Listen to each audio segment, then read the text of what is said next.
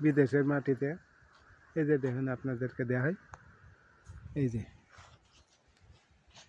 দেখেন, এগুলো কিন্তু সব ডাস্টবিন।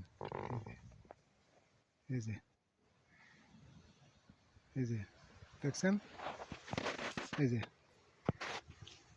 টিভি, তারপরে ফ্রিজ, টিন, বাইসাইকেল, এই যে এই পর্যন্ত সব এগুলা ডিসেন্টিনিয়ার, এই যে গ্যাস ফুলি, এই যে বাইসাইকেল,